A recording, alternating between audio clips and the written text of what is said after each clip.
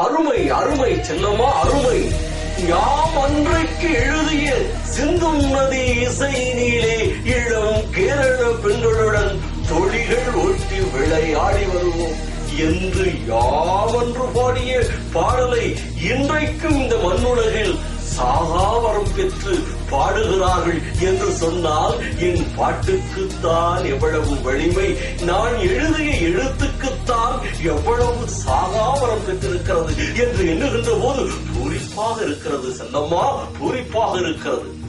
ஆமாங்க, அந்த பாடலுக்கு அப்படியே இயற்கை காட்சிகளை கொடுத்து ரொம்ப அருமையா படமா பண்ணிருக்காங்க.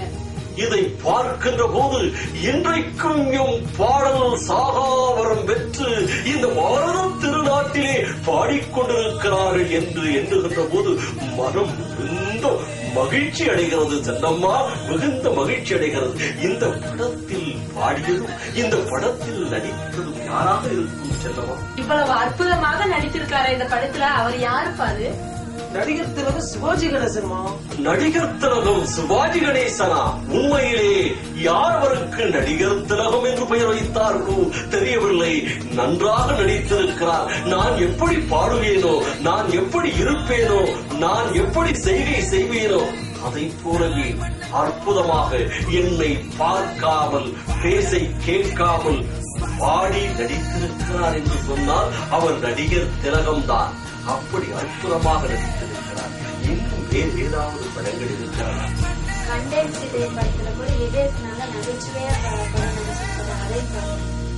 ஓஹோ, அப்படி ஒரு படம் இருக்கிறதா? செல்லம்மா, இதையும் பார்த்து விடுவோமா?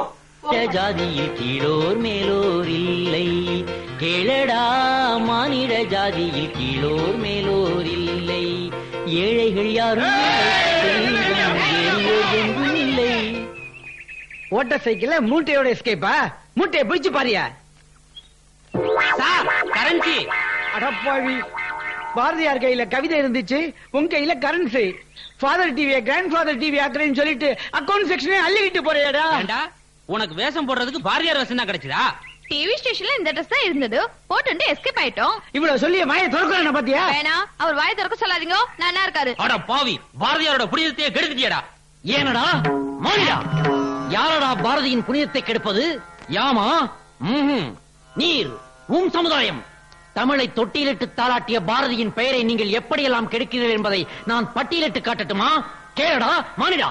காணி நிலம் போதும் என்றான் பாரதி. நில உச்சவரம்புக்கு அன்றே குரல் கொடுத்தான் அவன். ஆனால் அதை யாராவது கேட்டார்களா? 10 கிரவுண்டிலே பங்களா, பினாமி பெயரிலே தோட்டம், பிளாக் மணியிலே பிளாட், இதுவெல்லாம் போதா என்று போர்ஜரி செய்து புறம்போக்கு நிலங்களையும் ஆக்கிரமித்துக் கொண்டீர்களே ஐயா கனவான்களே. பக்கத்திலே உட்கார ஒரு பத்தினி வேண்டும் என்றான் பாரதி. ஆனால் நீங்கள் யாராவது ஒரு பத்தினியோடு நிறுத்தி இருக்கிறீர்களா? சிவப்பு விளக்கு சிங்காரியுடன் ஒரு நாள், ப்ளூ பிலிம் ஒய்யாரியுடன் ஒரு நாள் என்று ஏடாகூடமாக திரிந்து எய்ட்ஸ் நோயை பெற்று யமலோகம் போய்க் கொண்டிருக்கிறீர்களே மானிட பதர்களே. காக்கை குருவி எங்கள் ஜாதி என்று எல்லா உயிர்களிடத்திலும் ஒரே ஜாதியை கண்டான் பாரதி. ஆனால் நீங்களோ தெருவுக்கு தெரு டியூப்லைட்டையும் டேபிளையும் போட்டுக்கொண்டு ஜாதி சங்கங்கள் அமைத்துக் கொண்டு அலைகிறீர்களே, இது வருத்தப்பட வேண்டிய விஷயம் அல்லவா? இன்னும் எத்தனை மத சண்டைகள்! கரண்டை கண்டுபிடித்தவன் கிறிஸ்தவன் என்பதால் நீர் அதை ஒதுக்கி வைத்துவிட்டு உன் வீட்டில் தீப்பந்தமா ஏற்றி வைத்துக் கொள்கிறீர். பெட்ரோல் கிடைப்பது இஸ்லாமிய தேசம் என்பதால் நீர் அதை ஒதுக்கி வைத்துவிட்டு காரில் செல்வதை தவிர்த்துவிட்டு கட்டை வண்டியிலா செல்கிறீர். ஏன் இந்து பூமியிலே விளைவது நீர் இங்கிலாந்து தேசத்துக்கு ஏற்றுமதி செய்வதில்லையா? அப்படியே சைடில் சற்று அந்நிய செலாவணி மோசடியும் செய்வதில்லையா? ஓடி விளையாடு பாப்பா. விளையாட பாப்பாவுக்கு ஏதப்பா நேரம்? இருப்பதோ 24 மணி நேரம். அதில் டிவியில் தெரிவதோ 64 சேனல். அதை பார்த்து பார்த்து 10 வயதிலேயே அவன் கண்களிலே பவர் கிளாஸ், 15 வயதிலேயே அவன் கைகளிலே பிராண்டி கிளாஸ், 20 வயதிலிருந்து அவன் லோ கிளாஸ். ஆகவே தொலைக்காட்சியில் நல்ல செய்திகள் சொல்ல வேண்டும் என்று விரும்பினேன் நான். சொல்ல விட்டானா? இதோ முன்மண்டையில் பேனட்டும் பின்மண்டையில் பங்கும் வைத்த இந்த மானிடன். ஆகவேதான் தனி மனித மேம்பாட்டுக்கு உதவாத அந்த தொலைக்காட்சியை தடி கொண்டு உடைத்துவிட்டு தலைப்பாகி கவிஞனின் கருத்தை சொல்ல தனிச்சேனல் ஒன்று ஆரம்பிக்க போகிறேன் இந்த பணத்தை கொண்டு. என் பணத்தை வச்சு நீ புது சேனல் ஆரம்பிக்க போறியா? இவங்க எல்லாம் ஏன் ஆளுங்க? ஏய், இவனை பிடிச்சு போலீஸ்ல ஹேண்ட் ஓவர் பண்ணு. ஒரு நிமிடம். உங்களுக்கு தெரியுமா, அதோ அந்த முக்கு கடையிலே ஒரு ஜோடி செருப்பு வாங்கினால் ஒரு செருப்பு இலவசம். சபாஷ் பாண்டியா.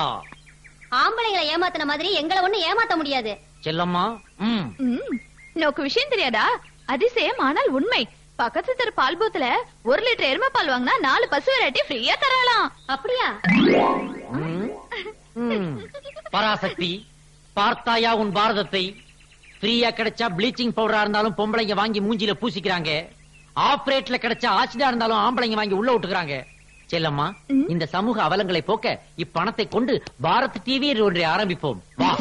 அச்சமில்லை, அச்சமில்லை, அச்சம் என்பது இல்லையே. உச்சி மீது ஆண்டனா உடைந்து நன்றாகத்தான் இருக்கிறது செல்லம்மா, நன்றாகத்தான் இருக்கிறது.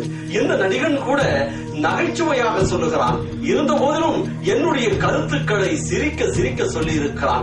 அதை நீ சொன்னதை போல சிந்திக்கக்கூடிய கருத்துக்களாகவும் சொல்லி இருக்கிறான்.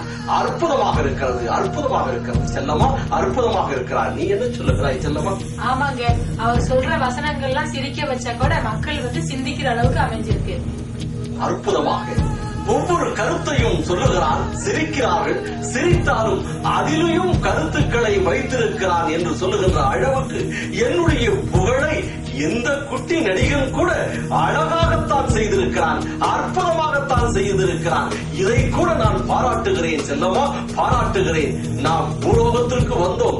இங்கே இருக்கின்ற மக்கள் இந்த சுதந்திர திருநாளை எப்படி கொண்டாடுகிறார்கள் என்று பார்ப்பதற்காக வந்தோம்.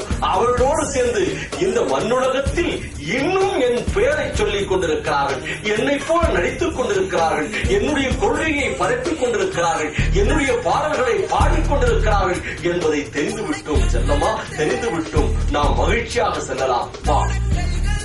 அற்புதமாக இருக்கிறது செல்லம்மா, அற்புதமாக இருக்கிறது. இந்த பாரத திருநாட்டிலே அடிமையாக வாழ்ந்து கொண்டிருந்த காலத்தில் நாம் எல்லாம் வாழ்ந்து கொண்டிருந்தோம். இன்றைக்கு இந்த நாடு சுதந்திரம் பெற்று 58 ஆண்டுகளாகிறது. அந்த 58வது ஆண்டுகளை சுதந்திரத்தை எப்படி கொண்டாடுகிறார்கள் எமது பாரத மக்கள் என்பதை பார்ப்பதற்காக வந்தோம். பார்த்த இடத்தில் அவர்கள் எல்லாம் அற்புதமாக இந்த 58வது சுதந்திர திருநாளை கொண்டாடிக் கொண்டிருக்கிறார்கள். அதோடு எமது தோழர்கள் நம்மை அழைத்து வந்து நம்மை பல படங்களையும் பார்க்க வைத்தார்கள். அதிலே என்னை போல நடித்த பல நடிகர்களுடைய நடிப்பு திறனையும் பார்த்தோம். அவர்கள் இன்றைக்கும் எம் மனத்தை மறக்காமல் பாடிக்கொண்டிருப்பதையும் கேட்டோம். ஆம் செல்லம்மா, அதையும் கேட்டோம். நான் அன்று பாடினேன். இந்த நாடு அடிமைப்பட்டு கிடந்த போது யாம் பாடினோம். என்று மடியும் இந்த சுதந்திரதாகம், என்று மடியும் எங்களது அடிமையின் மோகம் என்று பாடினேன். என்று மடியும் இந்த சுதந்திரதாகம், என்று மடியும் எங்கள் அடிமையின் மோகம் என்று அன்று பாடினேன் செல்லம்மா. அதை போலவே நான் அன்று கனவு கண்டேன். இந்தியா திருநாடு வெள்ளையனிடம் அடிமைப்பட்டுக் கொண்டிருக்கின்ற போது நாம் கனவு கண்டோம். அன்றைக்கு கனவு கண்டு அன்றைக்கு நாம் பாடினோம். ஆடுவோமே பல்லு பாடுவோமே, ஆடுவோமே பல்லு பாடுவோமே, ஆனந்த சுகந்திரம் அடைந்து விட்டோம் என்று அன்று பாடினேன். அந்த பாடலுக்கு இணங்க இன்றைக்கு 58வது சுதந்திர நாளை நாம் கொண்டாடி இருக்கிறார்கள். அந்த பாடலை நாம் அனைவரும் பாடி இவரிடமிருந்து விடைபெறலாம் செல்லம்மா. எங்கே பாடுங்கள், யாம் இன்றைக்கு பாடிய பாடலை. ஆடுவோமே பல்லு பாடுவோமே, ஆனந்த சுகந்திரம் அடைந்து விட்டோம் என்று. ஆடுவோமே பல்லு பாடுவோமே, ஆனந்த சுகந்திரம் அடைந்து விட்டோம் என்று.